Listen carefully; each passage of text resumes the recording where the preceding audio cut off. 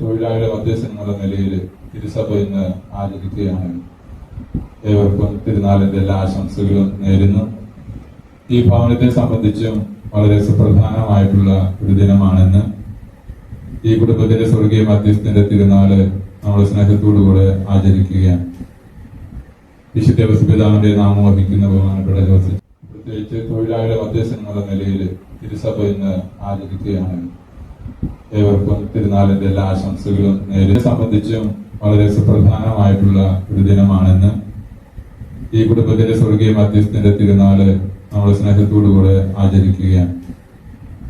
വിശുദ്ധ പിതാവിന്റെ നാമം വഹിക്കുന്ന ബഹുമാനപ്പെട്ട ജോസഫിനും അതുപോലെ മറ്റെല്ലാ അച്ഛന്മാർക്കും പ്രത്യേകമായിട്ടുള്ള ആശംസകൾ അറിയിക്കുകയാണ്. ഇന്നത്തെ സുവിശേഷത്തിന്റെ പശ്ചാത്തലത്തിൽ ഒരു എളിയ ചിന്ത മാത്രം പങ്കുവയ്ക്കാനായിട്ട് ആഗ്രഹിക്കുന്നു. ഈശോ തന്റെ ദൈവിക പ്രാഭവത്തിൽ പ്രവർത്തിക്കാനായിട്ട് ആരംഭിച്ചപ്പോൾ സ്വദേശത്തെത്തിയ ഈശോയുടെ പ്രവർത്തനങ്ങള് വേണ്ടതുപോലെ ഗ്രഹിക്കാൻ കഴിയാതെ അവിടെയും കുറ്റപ്പെടുത്തലിന്റെ വാക്കുകൾ പറയുന്ന മനുഷ്യരെ നമ്മൾ കാണുകയാണ്. അവര് ഈശോയെ അധിക്ഷേപിക്കാനായിട്ട് നടത്തിയ പ്രയോഗമാണ് അവൻ തച്ചന്റെ മകനില്. തൊഴിലിന്റെ മാഹാത്മ്യത്തെ ഇന്ന് തിരുസഭ പ്രത്യേകമായിട്ട് ഉയർത്തിപ്പിടിക്കുന്ന ദിവസം കൂടിയാണ്. ഓരോരുത്തരും അവരവരുടെ നിയോഗമനുസരിച്ച് തങ്ങളുടെ ജീവിതം പൂർത്തിയാക്കുക എന്നുള്ളതാണല്ലോ ദൈവത്തിന്റെ പദ്ധതി. ഏതു തൊഴിലും മാഹാത്മ്യമുള്ളതാണെന്ന് വിശുദ്ധ ഔസേപ്പിതാവിന്റെ ജീവിതം നമ്മളെ ഓർമ്മപ്പെടുത്തുകയാണ്. തനിക്ക് ജീവസന്ധാരണത്തിന് വേണ്ടി നിശ്ചയിക്കപ്പെട്ട ആ ജോലി ദൈവത്തോടുള്ള വിശ്വസ്തതയിലും മനുഷ്യരോടുള്ള പ്രതിബദ്ധതയിലും നിറവേറ്റി അദ്ദേഹം ദൈവത്തിന് പ്രിയപ്പെട്ടവനായിട്ട് തീർന്നു. ഏത് തൊഴിൽ ചെയ്യുന്നു എന്നുള്ളതല്ല, ദൈവത്തെ ആശ്രയിച്ച് സൽക്കർമ്മങ്ങൾ ചെയ്ത് മുന്നോട്ട് പോകാൻ സാധിക്കുന്നുണ്ടോ എന്നുള്ളതാണ് പ്രധാനപ്പെട്ട കാര്യമെന്ന് നമുക്കെല്ലാവർക്കും അറിയാം. അതുകൊണ്ട് തന്നെ ഒരു തൊഴിലും മോശമല്ല എന്നും എല്ലാ തൊഴിലും ദൈവത്തിന്റെ അനുഗ്രഹങ്ങൾ നമുക്കും സഹചർക്കും നേടിക്കൊടുക്കാനായിട്ട് പര്യാപ്തമാണെന്നും പിതാവിന്റെ ജീവിതം നമ്മെ പഠിപ്പിക്കുകയാണ്. കുത്തുവാക്കുകൾ കേട്ട് തളരുന്നവരല്ല ദൈവത്തിന്റെ മനുഷ്യർ.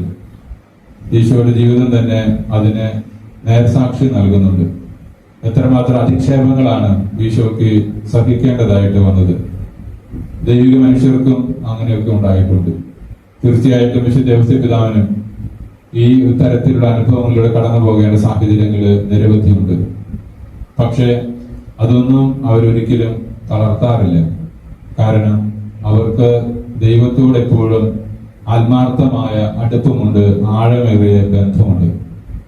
അതുകൊണ്ട് പുറമെ നിന്ന് കേൾക്കുന്ന ഈ കാര്യങ്ങളൊന്നും കാര്യമായിട്ട് അവരെ ബാധിക്കാറില്ല.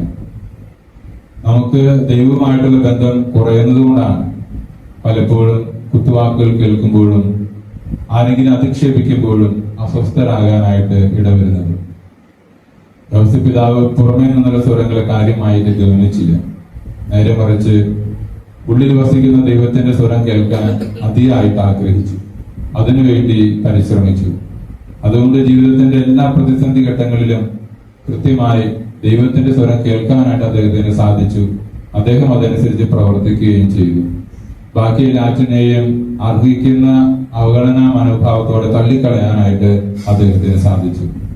അതുകൊണ്ട് അദ്ദേഹം സമാധാനത്തോടെ ദൈവത്തിന്റെ മകനായി ജീവിക്കുകയാണ്. നമുക്കും നമ്മുടെ ജീവിതത്തിൽ ഈ ഒരു മാതൃക അവലംബിക്കാനായിട്ട് കഴിയട്ടെ.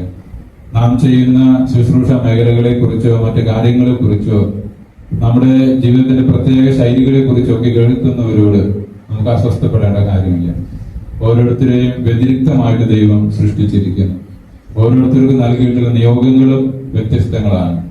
പക്ഷെ അതിലൂടെയെല്ലാം ദൈവം മഹത്വപ്പെടുക തന്നെ ചെയ്യും, നാം ദൈവത്തോട് ചേർന്ന് നിന്നു കഴിഞ്ഞാൽ. അതുകൊണ്ട് മനുഷ്യരുടെ വാക്കുകൾക്ക് അമിതമായ പ്രാധാന്യം കൊടുക്കാതെ ദൈവത്തിന്റെ സ്വരം കേൾക്കാനുള്ള ഒരു പരിശ്രമം, നിശബ്ദതയുടെ വിശുദ്ധ നിമിഷങ്ങൾ ദിവ്യകാരുണ്യ സന്നിധിയിൽ നാം ചെലവഴിക്കുമ്പോൾ മറ്റ് ഒരു വാക്കും നമ്മെ കാര്യമായിട്ട് ബാധിക്കുകയില്ല. വിശുദ്ധ പിതാവിന്റെ ഈ മാതൃക നമുക്ക് അവലംബിക്കാനായിട്ട് കഴിയട്ടെ. യോഹന്നാൻ ശ്ലീഹ പറയുന്നത് പോലെ നമ്മുടെ ഉള്ളിലുള്ളവൻ പുറമേയുള്ളവനേക്കാൾ വലിയവനാണ്. നമ്മുടെ കൂടെ വസിക്കുന്ന, നമ്മുടെ ഹൃദയത്തിൽ വസിക്കുന്ന ദൈവത്തിന്റെ സ്വരം കേൾക്കാൻ വേണ്ട മനോഭാവവും പരിശ്രമവും വിശുദ്ധ ഔസേപ്പിതാവിന്റെ മാധ്യസ്ഥത്തിലൂടെ നമുക്ക് പ്രത്യേകമായിട്ട് പ്രാർത്ഥിക്കാം. വിവിധങ്ങളായ തൊഴിലുകൾ ചെയ്ത് കുടുംബത്തെയും മറ്റുള്ളവരെയും ഒക്കെ സഹായിക്കാൻ പരിശ്രമിക്കുന്ന എല്ലാവരെയും അനുഗ്രഹിക്കണേ എന്ന് പ്രാർത്ഥിക്കാം. തൊഴിലിടങ്ങൾ പ്രാർത്ഥനയുടെ വേദികളായിട്ട് മാറട്ടെ. ഈശോ ആഗ്രഹിക്കുന്ന മൂല്യങ്ങൾ അവിടെ തുടരട്ടെ. തൊഴിലാളികളും തൊഴിൽ ദാതാക്കളും തമ്മിൽ ആത്മാർത്ഥമായിട്ടുള്ള പരിശുദ്ധമായിട്ടുള്ള ബന്ധങ്ങൾ സ്ഥാപിക്കും. ഓരോരുത്തരുടെയും അവകാശങ്ങൾ സംരക്ഷിക്കപ്പെടുമ്പോൾ അത് ദൈവിക നീതിയുടെ ഭാഗമായിട്ട് അനുഭവിക്കാൻ ലോകത്തിന് സാധിക്കുകയും ചെയ്യും. നമുക്ക് എല്ലാ തൊഴിലാളികൾക്കും തൊഴിൽ ദാതാക്കൾക്കും ഒക്കെ വേണ്ടി ഇന്ന് പ്രത്യേകമായിട്ട് പ്രാർത്ഥിക്കാം. ഇന്നത്തെ ദിവസം നമുക്ക് വിശുദ്ധ ഔസേപ്പിതാവിന്റെ മാധ്യസ്ഥത്തിൽ ആവശ്യമായ സ്വർഗീയ കൃപകൾ പ്രത്യേകമായിട്ട് ലഭിക്കാൻ ഇടവരികയും ചെയ്യട്ടെ.